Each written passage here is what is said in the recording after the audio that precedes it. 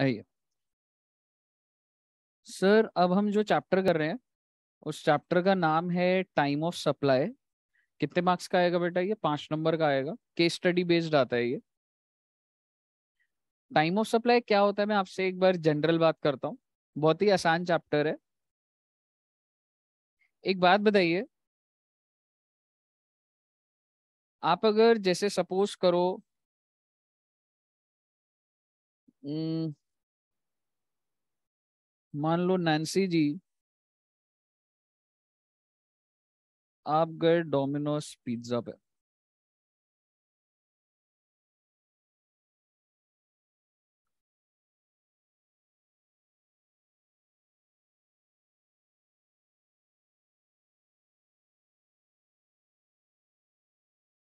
हम्म मान लो ये बना हुआ है सारा, तो पहले मैं इसी से ही हेल्प से बोल देता हूँ, नोट सेम है सारे।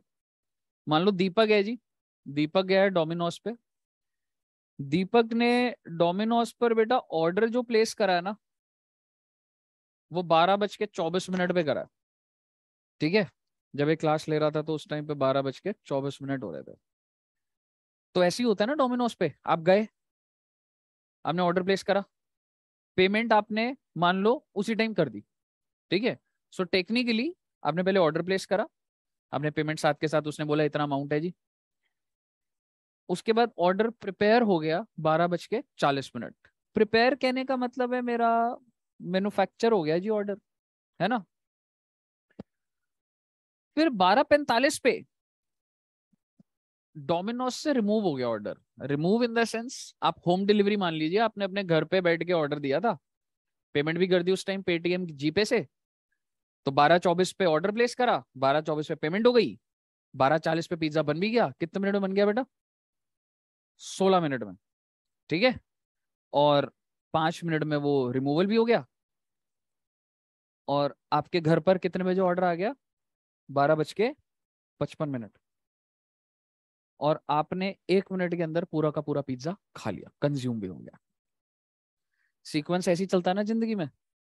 पहले तुम ऑर्डर देते हो, पेमेंट वहीं कर देते हो, बाद में भी कर सकते हो, बट अभी मैंने एग्जांपल ले लिया, उसी टाइम पेमेंट कर दी, बना पिज्जा, फिर दुकान से रिमूव हुआ, फिर तुमने रिसीव करा, और फिर ऑर्डर कंज्यूम हो गया। मेरा आपसे सवाल, जीएसटी जो है, अच्छा मेरा सवाल ये है कि इसका टाइम ऑफ सप्लाई क्या है? डेवलप्ड बच्चे हो तुम, थोड़ा शॉर्ट में बोल सकता हूं, इसका टाइम ऑफ सप्लाई क्या है? टाइम ऑफ सप्लाई होता क्या है पता है? Time of supply, it identifies the point of time. It identifies the point of time at which liability to pay GST arise. यानी कि वो वक्त आ जाना जब जीएसटी पे करना है। किसने पे करना है? डोमिनोज वाले ने सरकार को। तुम दे रहे हो नहीं दे रहे, सरकार को उससे कोई मतलब नहीं। तुम कंज्यूमर हो ना, तुम दो या ना दो, सरकार क्या एक 1-to-1 देगी? कंज्यूमर देगा तो मुझे मिले ना। सरकार क्या कहती है? डोमिनोज वाले भैया, तुम्हारा टाइम ऑफ सप्लाई हम बताएंगे कि तुमने कब पे करना है। किसको पे करना है? Domino's to government. और सर, जैसे ही टाइम ऑफ सप्लाई एस्टैब्लिश होगा ना, मतलब जैसे मान लो आज है टाइम ऑफ सप्लाई, ये कौन सी तारीख है? ये अभी हुई है जस्ट क्लास। डेट क्या है? आज की डेट डाल देते हैं। आज क्या डेट है बच्चे? 4 अक्टूबर।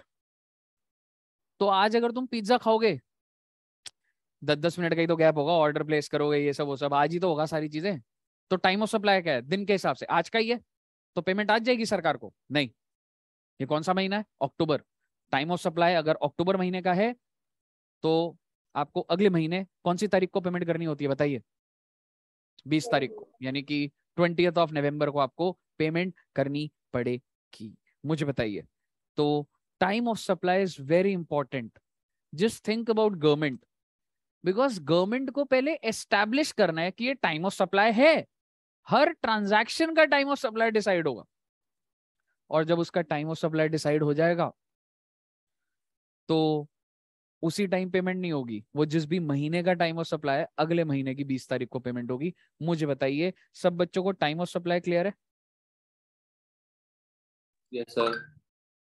टाइम ऑफ सप्लाई के अंदर 2 सेक्शन करेंगे हम लोग, सेक्शन 12 एंड सेक्शन 13। सेक्शन 12 है जी time of supply in case of goods, और सेक्शन 13 है time of supply in case of services. अगर आपको गुड्स समझ आ गया तो सर्विस बहुत ही जल्दी समझ आ जाएगा। और सेक्शन 12 हम पहले करेंगे, तो 12 सब सेक्शन 1 2 3 4 5 6, और इसी सीक्वेंस में 13 1 2 3 4 5 6। अगर आप बच्चों को याद है तो आइए देखते हैं 12 सब सेक्शन 1 किस चीज का होता है बेटा? Forward charge. 12 सब सेक्शन 1 होता है, 12 सब सेक्शन 1 कहता है, मतलब मैं बताता हूँ 12 सब सेक्शन 1 क्या कहता है, liability to pay GST on goods because we are in section 12। तो मैं गुड्स के ऊपर की जीएसटी की लाइबिलिटी की बात करूं कि कब पे करना आपने, arise on the date of time of supply. वो कहता है भाई दुकानदार, भाई डोमिनोज, भाई सैमसंग, भाई एप्पल, सारे दुकानदार जैसे ही टाइम ऑफ सप्लाई आया तुम्हारी लायबिलिटी ड्यू हो गई है, तुम मेरे, अब मैं तुमसे पैसे ले सकता हूं। पर सारे दुकानदार कहते हैं कब लोगे? अगले महीने की 20 तारीख को। क्यों जी? आपको 12 सब सेक्शन 1 समझ आया? 12 सब सेक्शन 1 कुछ नहीं कहता, 12 सब सेक्शन 1 कहता है टाइम ऑफ सप्लाई जैसे ही आ गया मतलब लायबिलिटी बन गई। क्लियर है आपको 12 सब सेक्शन 1? अब बताइए 12 सब सेक्शन 2 क्या बोलेगा? Forward charge. Good, forward charge mechanism समझेंगे। 12 sub section 3? Reverse charge. 12 sub section 4 है वाउचर्स का, 5 है रेजिडुअरी, और 6 किसका है बेटा बताओ? इंटरेस्ट वाला पॉइंट जो बात करी थी आपसे मैंने। अच्छा सर, सर्विसेज में भी 6 ही है सर? हाँ तो ठीक है ना बेटा, ये तो दोनों का 13 1 भी सेम है। उसके बाद ये क्या हो जाएगा? आर सॉरी फॉरवर्ड चार्ज, ये हो जाएगा आरसीएम, ये भी वाउचर, ये रेजिडुअरी, और ये इंटरेस्ट। ठीक है जी, तो गुड्स का स्ट्रक्चर बनाते हैं। मैं फटाफट कराऊंगा अब इसको, ठीक है, ध्यान से देखना। Time of supply 12 sub section 1 हो चुका है। 12 सब सेक्शन 2 कहता है कि गुड्स के केस में, सॉरी 12 सब सेक्शन 2 कहता है time of supply in case of forward charge. सारे बच्चों को फॉरवर्ड चार्ज पता है क्या होता है? फॉरवर्ड चार्ज में सरकार को कौन पे करता है? सप्लायर। और रिवर्स चार्ज में रेसिपिएंट, है ना? क्लियर है ना? तो फॉरवर्ड चार्ज की बात कर रहा हूं मैं। तो time of supply is earlier of date of issue of invoice, या फिर date of issue of invoice as per section 31। Law बताएगा इस डेट को इशू करना है, तो सर ऊपर वाला कौन सा है? वो दुकानदार खुद इशू कर रहा है। और तीसरा है date of receipt of payment. कहने का मतलब ये है मैं दुकानदार हूं, मैं कब इशू करता हूं, या फिर लॉ मुझे कब कहती है, तो ये होता है ना लास्ट डेट। क्यों जी? Last date of issue of invoice. और तीसरा होता है मुझे पेमेंट कब मिल रही है, डेट ऑफ रिसिप्ट। और जब मैं आपसे रिसिप्ट की बात करता हूं तो 2 बातें हैं। आपने मान लो मुझे चेक दिया, मैंने बुक्स में आज रिकॉर्ड करा है, आज क्या डेट है बेटा? 4 अक्टूबर। 4 अक्टूबर को रिसिप्ट है, लेकिन मेरे बैंक में आया 8 तारीख को, बैंक में क्रेडिट हुआ 8 तारीख को। मुझे बताइए मैं डेट ऑफ रिसिप्ट क्या लूंगा? 4 तारीख। आपने मेरे अकाउंट में डायरेक्ट पैसा डाल दिया आज ही, जीपे कर दिया मेरे बैंक में क्रेडिट आज हो गया, बट मैंने एंट्री डाली है 10 तारीख को, 10 अक्टूबर को। डेट ऑफ रिसिप्ट क्या लूं? 4। तो ये बात आपको आती है, गुड, क्योंकि डेट ऑफ रिसिप्ट क्या पकड़ूंगा, earlier of date on which receipt is recorded in books of accounts, entry वाली, और दूसरी क्या है, it is credited in the book bank statement, whichever is earlier.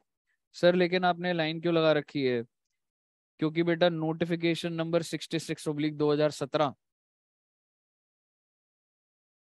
मुझे ये कहती है,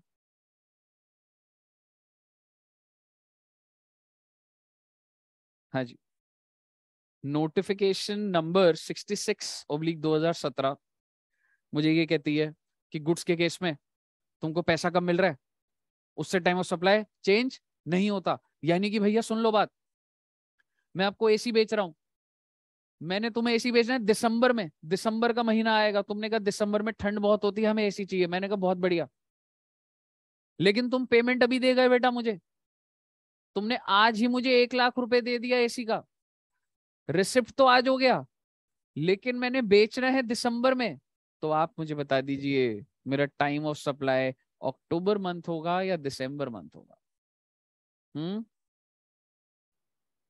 अक्टूबर में रिसीव हुआ है, और इनवॉइस कब इशू करूंगा, मैं बेचूंगा जब इनवॉइस तब इशू करूंगा, कब इशू करूंगा बताओ, दिसंबर में। तो इसके हिसाब से कौन सी क्या आएगा, अर्लियर ऑफ, हाँ, which ever is earlier, receipt earlier है। बट ये दो लाइनें दिख रही है, काली और एक ब्लू कलर की, ये है कि ये लिमिट हट गया।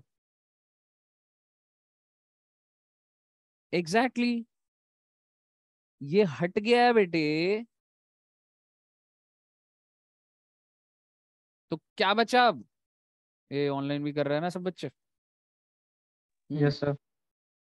क्या बचा रहे अब, सिर्फ और सिर्फ date of issue of invoice जो कि मैं इशू करूंगा, या सरकार मुझे क्या कह रही है, यानी कि मुद्दे की बात है, गुड्स के केस में सिर्फ और सिर्फ टाइम ऑफ सप्लाई कैसे डिसाइड होता है, on the basis of invoice.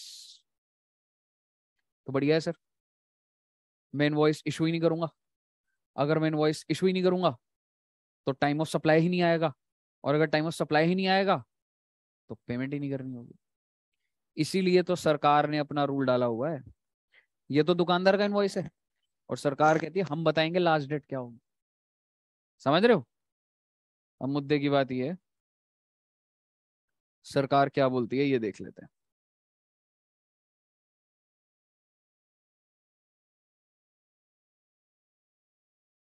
सरकार बोलती है गुड्स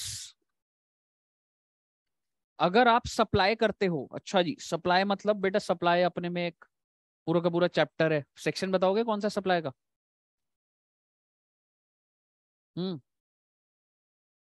सेक्शन नहीं, बता दो बेटा, ऑनलाइन में बता दो कोई। 7। 7, गुड, सेक्शन 7 है पूरा सप्लाई का। तो सरकार कहती है अगर तुम गुड्स सप्लाई करते हो, अभी देसी शब्दों में समझोगे तो मैं बेचने की बात कर रहा हूँ, तो आप डोमिनोज का एग्जांपल ले लीजिए, आप अपने घर पे अगर ऑर्डर करते हो और डोमिनोज वाला आपके घर के सामने आ गया, घंटी मारी, बट जब आपने दरवाजा खोला आपने देखा कि वो पिज्जा गिरा हुआ उठा के बंद करके दे रहा है, तो आप मुझे बताइए आप वो पिज्जा लोगे, वगैरह ऐसा स्पेशल ऑरिगेनो के साथ आया है ये पिज्जा, क्या आप वो लोगे, नहीं, क्योंकि अभी तक सप्लाई कंप्लीट ही नहीं हुई। तुम बोलोगे भाई गिरा हुआ पिज्जा मैं थोड़ा ना लूंगा, मेरे पैसे वापस कर, अगर तुमने ऑनलाइन पेमेंट भी कर कंप्लेंट डाल दोगे तुम कि वो गिरा हुआ पिज्जा खिला रहा था मुझे। लेकिन अब आप मुझे बताओ, अगर उसने तुम्हारे हाथ में पिज्जा दे दिया और अब तुम गिर गए, अब वो वापस लेगा क्या, क्योंकि सप्लाई कंप्लीट कब हो रही है, जब वो तुमको दे रहा हो, समझ रहे हो। तो बेसिकली हो सकता है सप्लाई इन्वॉल्व्स मूवमेंट ऑफ, यानी कि आप इस केस में ले सकते हो होम डिलीवरी।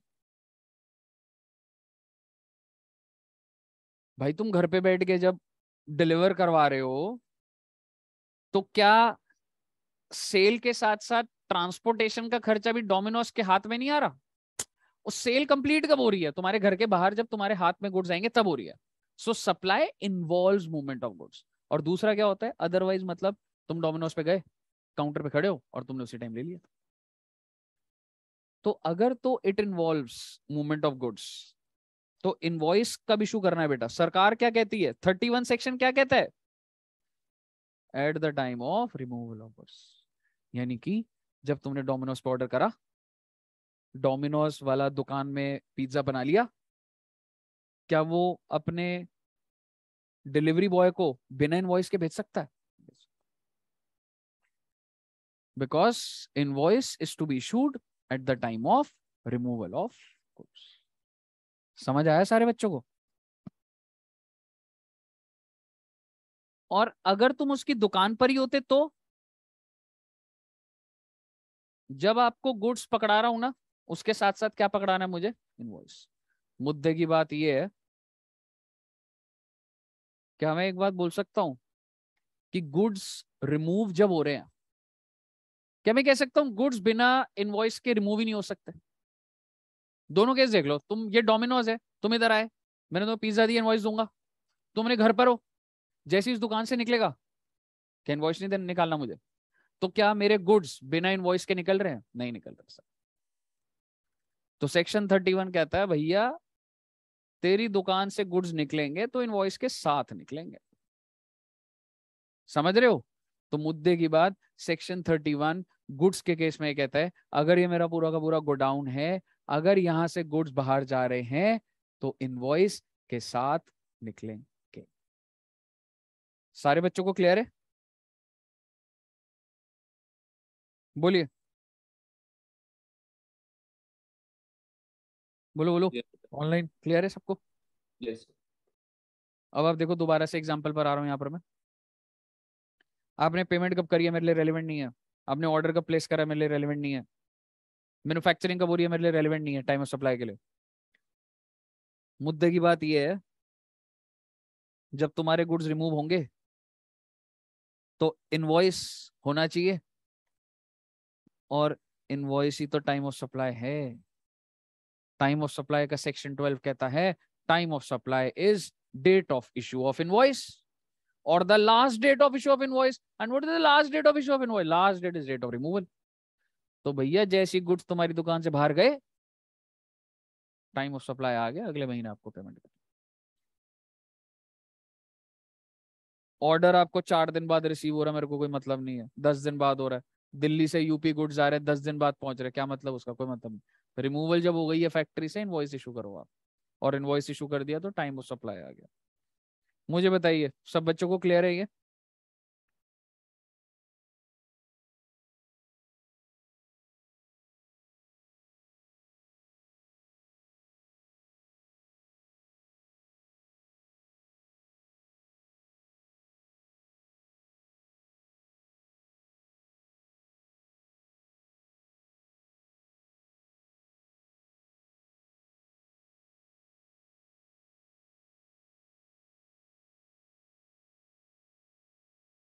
एक लाइन बेटा ये ध्यान रख लेना,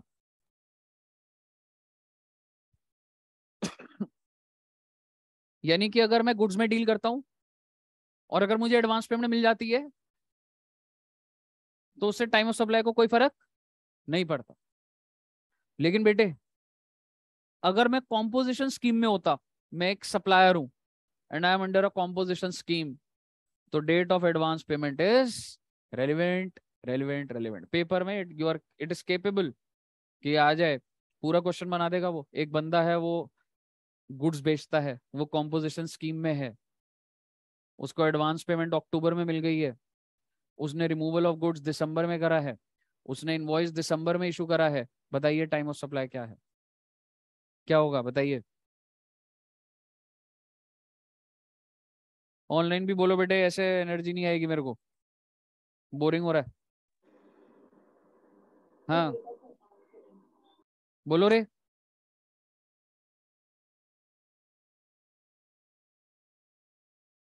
ध्यान से सुनो। Mister A, mister B supply करा है गुड्स और service.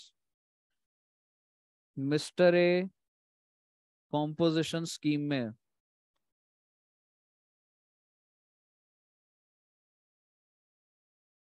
Date of removal 10 October 22,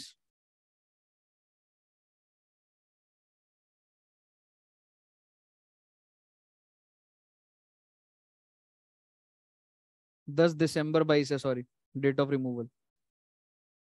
और डेट ऑफ रिसिप्ट 10 अक्टूबर 22।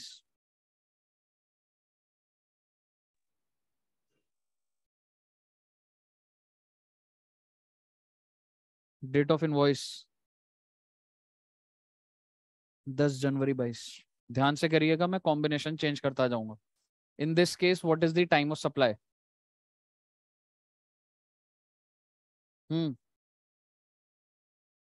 बताइए, बाकी बच्चे भी बताओ एक बार। 10 जनवरी। 10 अक्टूबर। तो 10 अक्टूबर। Yes sir, 10 October date of 10 October आएगा रे। ये ध्यान से देखो रे, ये एनालिसिस में तो समझदार समझ रहा था तुम सारे बच्चों को। पहले मेरे को एक बात बताओ, ये मैंने क्या लाइन लिखवाई है? Date of advance payment is relevant for composition scheme. तो कॉम्पोजिशन स्कीम वालों के लिए एडवांस रेलिवेंट है। तो आप मुझे बताइए, टाइम ऑफ सप्लाई की लिमिट्स बनाइए, आप छोड़ दीजिए। मैंने कब इनवॉइस इशू करा है? 10 जनवरी। I am sorry, this is, अगर किसी ने 10 जनवरी उस एंगल से दिया था, आई एम सो सॉरी, 10 जनवरी 2023 है वो। ठीक है। दूसरा, सेक्शन 31 के हिसाब से कब इनवॉइस इशू हो जाना चाहिए? बोलो। 31 के हिसाब से रिमूवल 10 दिसंबर, ये अंडर सेक्शन 31 के हिसाब से इनवॉइस इशू होना चाहिए। और पेमेंट कब आई है? पेमेंट मेरे को जो रिसीव हुई है वो रेलेवेंट है या नहीं है? रेलेवेंट है, क्योंकि ये कॉम्पोजिशन स्कीम में है। तो ये तीनों पॉइंट बनेंगे इसके। और अगर ऐसा है तो आप मुझे बताइए, इसमें से सबसे अर्लियर कौन सा है रे? 10 अक्टूबर 2022। आपको समझ आया सारे बच्चों को? yes, आगे सुनिए, आगे सुनिए बात को। सर अगर ये कॉम्पोजिशन स्कीम में ना होता, अगर ये कॉम्पोजिशन स्कीम में ना होता, तो क्या मेरे लिए ये रिसिप्ट वाली डेट रेलेवेंट है? नहीं, एडवांस का कोई रेलेवेंस ही नहीं है। तो क्या होगा बेटा time of supply? 10 December. Clear है ना सारे बच्चों को? कॉम्पोजिशन स्कीम होता था वो, तेरा रेट कम लगते थे, चार्ज वाले चैप्टर में करा था हमने, समझ रहे? बताइए, क्लियर है?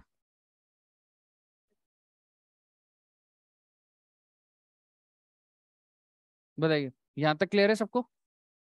ऑनलाइन में सब बच्चों को क्लियर है? Yes sir. Date of receipt की बातें वही लिखी हुई है, हमने कर लिया। इनवॉइस की बातें कर ली हमने, बिफोर और दिस। कंटिन्यूस की बात करूंगा मैं। लास्ट पेपर में बेटा इसके ऊपर क्वेश्चन आया था टाइम ऑफ सप्लाई का। Goods Saint on approval basis, ये सेक्शन 31 ही बताता है। Goods Saint on approval basis क्या होता है? मैंने आपको गुड्स भेजे, मैंने बेचे नहीं है, मैंने, आप मेरी दुकान पर आए, आपने बोला गुड्स खरीदने हैं, मैंने खरीद लो। कह रहे लेकिन पहले चेक करेंगे। मैंने कहा कोई बात नहीं। आपने एसी लिया, अपनी गाड़ी में रखा, आप चेक कर रहे हो, क्या मैंने सेल कर दिया? नहीं। तो द केस इज, अगर मैंने अभी तक बेचा ही नहीं है तो टेक्निकली वो सप्लाई अगर है ही नहीं, तो आप मुझे बताइए इसका टाइम ऑफ सप्लाई कैसे निकलेगा? तो वो कैसे निकलेगा वो देखते हैं अभी। 31 क्या कहता है? 31 किसके ऊपर है बेटा? कि इनवॉइस कब इशू हो जाना चाहिए, लास्ट डेट जब इनवॉइस इशू हो जाना चाहिए। तो कह रहा है invoice should be issued before और at the time of supply. इसका मतलब, जब अगर आपने मान लो 5 दिन बाद मेरे को बोला मुझे गुड्स अच्छे लगे, तो मैंने कहा मुबारक हो जी, गुड्स आपके हुए। तो वो क्या हो गया eight the time of supply, क्योंकि सप्लाई की डेफिनेशन में सेल लिखा हुआ है, सप्लाई इंक्लूड सेल। ठीक है, तो बेसिकली आपने जब अप्रूव कर दिया तो क्या हो गया बेटा, वो सप्लाई हो गया। और दूसरा क्या कह रहे हैं, 6 months from the date of, suppose करो बच्चे आज क्या डेट है 4 अक्टूबर, मैंने आपको ना आज गुड्स दे दिए और ये मान लो ये है 31/3